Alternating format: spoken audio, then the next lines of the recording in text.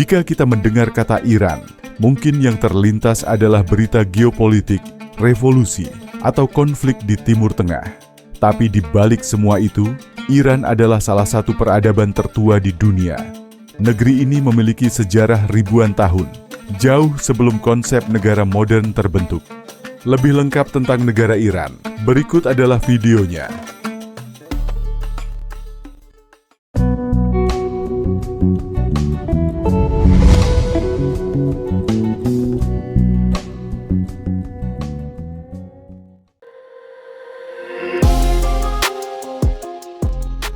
Iran memiliki nama resmi Republik Islam Iran. Ia berbatasan dengan 7 negara: Irak, Turki, Armenia, Azerbaijan, Turkmenistan, Afghanistan, dan Pakistan. Di sebelah selatan, Iran memiliki garis pantai yang panjang di Teluk Persia dan Teluk Oman. Posisi strategis ini menjadikan Iran sebagai simpul penting antara timur dan barat. Iran memiliki luas wilayah sekitar 1.650.000 km persegi, menjadikannya negara terbesar kedua di Timur Tengah setelah Arab Saudi. Teheran adalah ibu kota negara Iran, sebuah kota yang mencerminkan kontras modernitas dan tradisi, hiruk-pikuk urban, dan semangat revolusioner. Iran memiliki sistem pemerintahan yang unik di dunia modern, sebuah republik Islam teokratis yang menggabungkan prinsip-prinsip demokrasi dengan kekuasaan keagamaan. Konstitusi Iran menetapkan bahwa kedaulatan berada di tangan Tuhan, namun dijalankan melalui rakyat. Ini menciptakan struktur pemerintahan yang kompleks. Presiden berperan sebagai kepala pemerintahan dan memiliki tugas menjalankan administrasi negara. Sedangkan pemimpin tertinggi berada di tangan rahbar. Ia memegang kendali atas militer, peradilan, media negara, dan lembaga keagamaan, termasuk kebijakan luar negeri dan program nuklir. Iran dihuni oleh lebih dari 88 juta jiwa. Mayoritas penduduknya adalah etnis Persia, namun ada pula kelompok etnis besar lain seperti Azeri, Kurdi, Arab, dan Baluchi. Bahasa resmi adalah Persia atau Farsi. Dalam hal agama, sekitar 90% penduduk Iran menganut Islam Syiah, menjadikannya satu-satunya negara dengan mayoritas Syiah yang sangat dominan.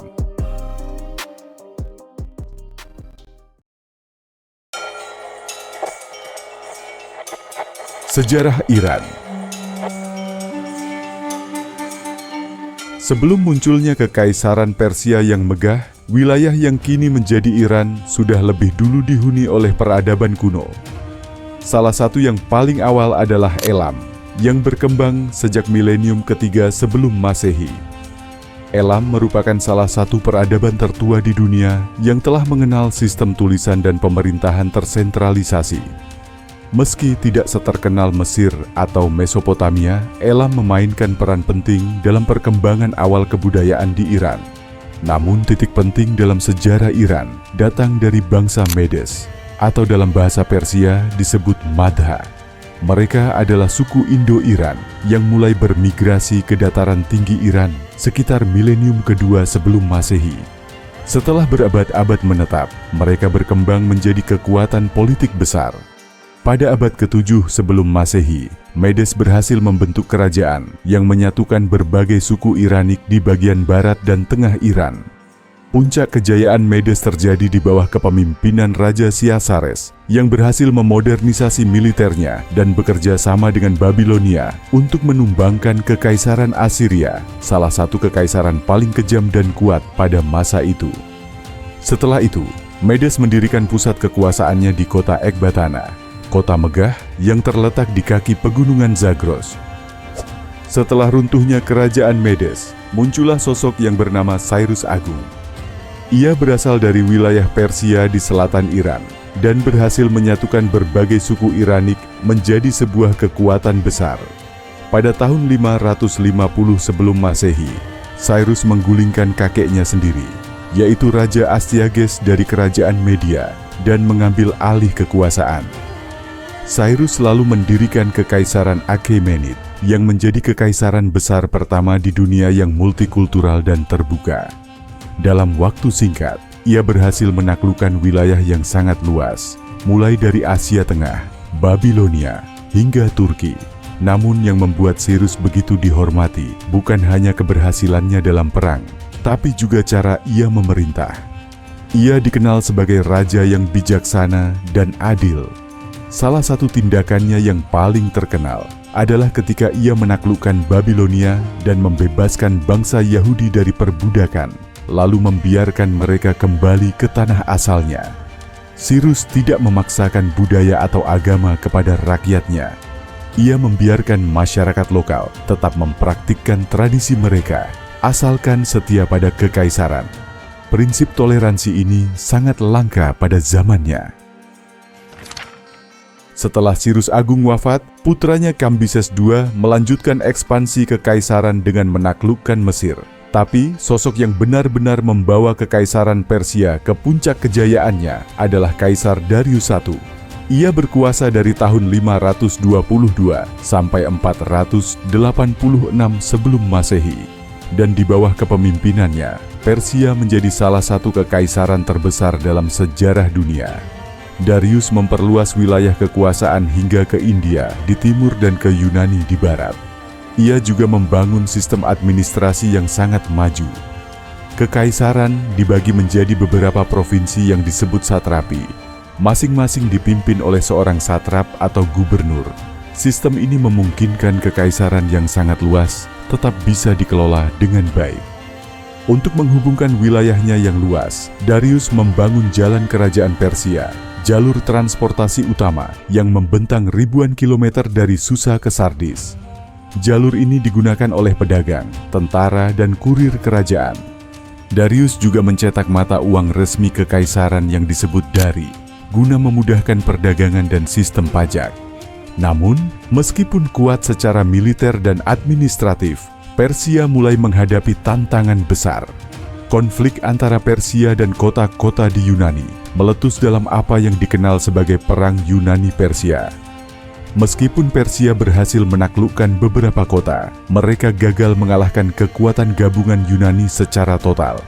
Pertempuran terkenal seperti Marathon dan Thermopylae menjadi simbol perlawanan Yunani terhadap imperialisme Persia. Puncak kejatuhan Achaemenid datang ketika Alexander Agung dari Makedonia menyerbu Persia pada tahun 330 sebelum Masehi.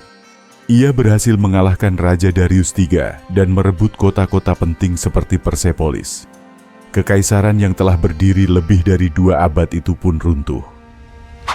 Setelah Kekaisaran Achaemenid runtuh, wilayah Iran jatuh ke tangan Alexander Agung. Ia membawa budaya Yunani atau Helenisme ke tanah Persia. Kota-kota baru dibangun dengan gaya Yunani, dan bahasa serta seni Yunani mulai menyebar. Namun, setelah kematian Alexander, wilayah Iran kemudian diambil alih oleh dinasti Parthia. Dinasti ini dipimpin oleh suku-suku Iranik dari timur laut yang perlahan-lahan mengusir pengaruh Yunani dan membangun kekuasaan sendiri. Parthia dikenal karena sistem pemerintahannya yang menekankan kerjasama tiap daerah otonom tanpa struktur terpusat dan kekuatan militer dalam pertempuran melawan Romawi. Parthia menjadi penyeimbang antara timur dan barat selama berabad-abad, menjaga jalur perdagangan penting yang kelak dikenal sebagai jalur sutra. Namun, konflik internal dan tekanan dari Romawi membuat dinasti ini semakin lemah. Setelah runtuhnya Parthia, muncul dinasti Sasaniyah pada abad ke-3 Masehi. Dinasti ini dianggap sebagai puncak terakhir kejayaan Persia sebelum datangnya Islam. Sasaniyah membawa kembali identitas kebangsaan Persia dengan kuat. Agama Zoroastrianisme dijadikan agama resmi negara. Raja-raja Sasaniyah seperti Shapur I dikenal sebagai pemimpin yang tangguh. Mereka membangun kota-kota besar, sistem irigasi, dan mendukung ilmu pengetahuan serta seni. Kekaisaran Sasaniyah berhadapan langsung dengan Bizantium, penerus Romawi Timur. Selama ratusan tahun, kedua kekuatan ini terlibat perang berkepanjangan yang melemahkan keduanya. Di saat yang sama, perubahan besar datang dari Jazirah Arab. Agama baru bernama Islam mulai menyebar dan dalam waktu singkat mampu mengubah wajah Persia. Pada abad ke-7, pasukan Muslim dari Jazirah Arab menaklukkan Kekaisaran Sasaniyah. Zoroastrianisme pun tergeser. Islam mulai disebarkan serta berkembang di wilayah Iran dan menjadi agama mayoritas. Namun Persia tidak sekadar menjadi pengikut pasif. Orang-orang Persia justru memberi kontribusi besar dalam peradaban Islam. Banyak cendekiawan, ilmuwan, penyair, dan filsuf Persia yang menjadi tokoh utama dunia Islam. Tokoh seperti Avicenna atau Ibnu Sina di bidang kedokteran dan filsafat, serta Al-Farabi dan Al-Ghazali adalah contoh besarnya pengaruh Iran dalam dunia Islam. Beberapa dinasti lokal seperti Tahiriyah, Safarid, dan Samanid muncul, menunjukkan bahwa identitas Persia tidak pernah benar-benar hilang. Bahasa Persia kembali digunakan dalam puisi dan sastra, bersanding dengan bahasa Arab sebagai bahasa ilmu. Pada awal abad ke-16, dinasti Safawi muncul. Dinasti ini terbentuk dari gerakan keagamaan Sufi di Azerbaijan. Safawi awalnya adalah kelompok spiritual, yang kemudian berkembang menjadi kekuatan militer dan politik. Pendiri dinasti ini, Syah Ismail I, menaklukkan sebagian besar wilayah Iran, dan pada tahun 1501 memproklamirkan dirinya sebagai raja. Yang paling penting dari kebijakan Syah Ismail adalah menjadikan Syiah sebagai agama resmi negara.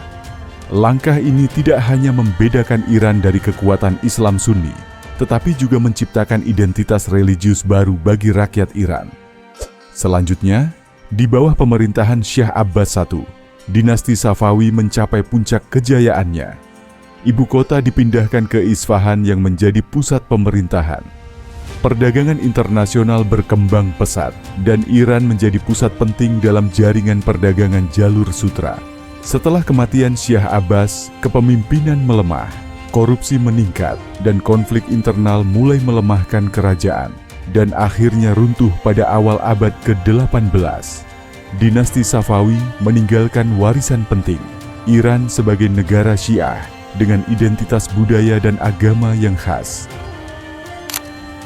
Pada tahun 1979, Iran mengalami revolusi Islam yang mengguncang dunia. Rezim monarki yang dipimpin Shah Muhammad Reza Pahlavi digulingkan oleh gerakan rakyat yang dipimpin Ayatollah Ruhollah Khomeini. Iran berubah dari kerajaan menjadi negara Republik Islam yang berdasarkan hukum syariah Syiah. Konstitusi baru ditetapkan, dan pemimpin tertinggi menjadi wali faqih yang memegang otoritas di atas presiden dan parlemen. Sejak revolusi, Iran menghadapi tantangan besar, seperti Perang Iran-Irak yang terjadi antara tahun 1980 sampai 1988, yang memakan jutaan korban, sanksi internasional akibat program nuklir, serta dinamika politik dalam negeri yang kompleks. Namun, Iran juga menunjukkan ketahanan luar biasa. Negara ini tetap menjadi kekuatan regional yang berpengaruh, dengan peran aktif dalam politik Timur Tengah.